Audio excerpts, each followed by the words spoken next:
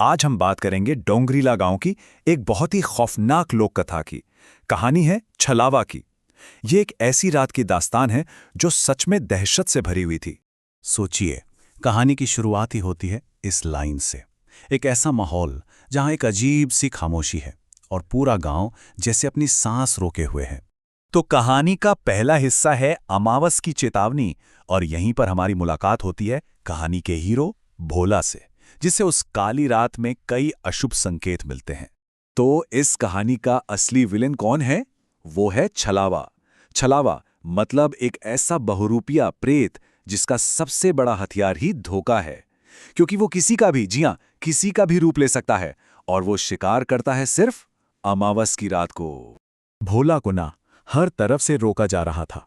उसकी पत्नी सुमन ने मिन्नतें की, गांव के बुजुर्गों ने उसे छलावा की कहानियां सुनाई, और शंकर काका ने तो साफ साफ कह दिया कि रात ठीक नहीं है। लेकिन बेचारा भोला, उस पर अपने परिवार को पालने की जिम्मेदारी थी। उसे तो जाना ही था। ये सिर्फ एक सलाह नहीं थी, ये एक गहरी, पीढ़ियों से चली आ रही चेतावनी थी। एक ऐसी चेतावनी जिसे भोला नजरअंदाज करने वाला था। अब कहानी उस मोड़ पर आती है जहां सारी चेतावनियां हकीकत में बदलने लगती हैं। भोला जंगल में अकेला है और अंधेरा है कि और घना होता जा रहा है। और तभी छलावा अपना पहला दांव चलता है। वो भोला के सबसे करीबी इंसान का रूप ले लेता है, उसकी पत्नी सुमन का। लेकिन ये वो सुमन नहीं थी जो घर पर उसकी चिंता कर रही थी। ना, इसकी मुस्कान बहुत अजीब थी, और आंखें बिल्कुल ठंडी और बेजान। उसे देखकर तो भोला की रूह ही कांप जाती है। और फिर भोला का सबसे बुरा डर सच हो जाता है। वो सुमन की आकृति देखते ही देखते धुंध के एक बादल में गायब हो जाती है। अब यह साफ था कि वो कोई इंसान नहीं थी। छलावा का खेल अब और भी खतरनाक हो गया था। इस बार वो उसी शंकर काका का रूप ले लेता है जिसने भोला को सुबह चेतावनी दी थी। लेकिन जंगल में मिला ये शंकर काका एक शैतानी रूप लिए खड़ा था, और उसका इरादा बिल्कुल साफ था, मौत। तो अब कहानी पहुंचती है अपने क्लाइमैक्स पर, रूप और रोशनी। भोला पूरी तरह से घिर चुका है, और अब उसे उस शैतानी जीव की आखिरी और सबसे खौफनाक चाल का सामना करना है। छलावा अपनी सबसे डरावनी चाल चलता है। वो हूबहू भोला का ही रूप ले लेता है।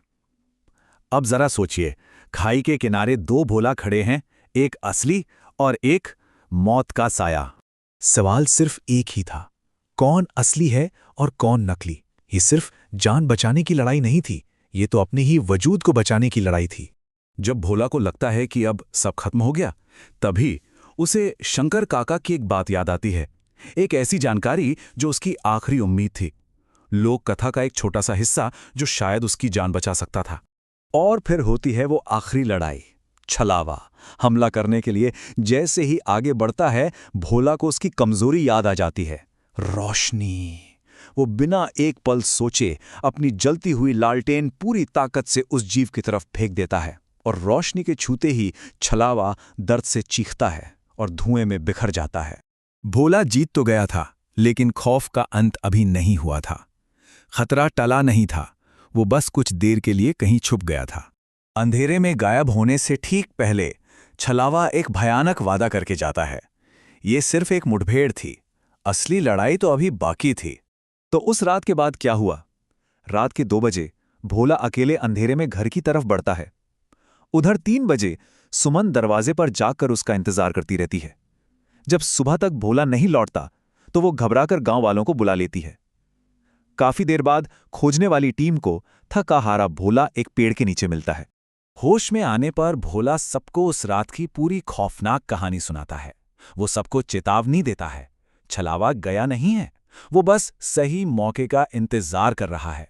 उसकी कहानी अब सिर्फ उसकी नहीं, बल्कि पूरे गांव के लिए एक चेतावनी बन चुकी है। और इस तरह ये कहानी हमें एक बहुत ही बेचैन कर देने वाले सवाल के साथ छोड़ जाती है। छलावा गया नहीं है, तो अगली अमावस को क्या होगा? एक ऐसा सवाल जो डोंगरेला गांव पर हमेशा एक काले साए की तरह मंडराता रहेगा।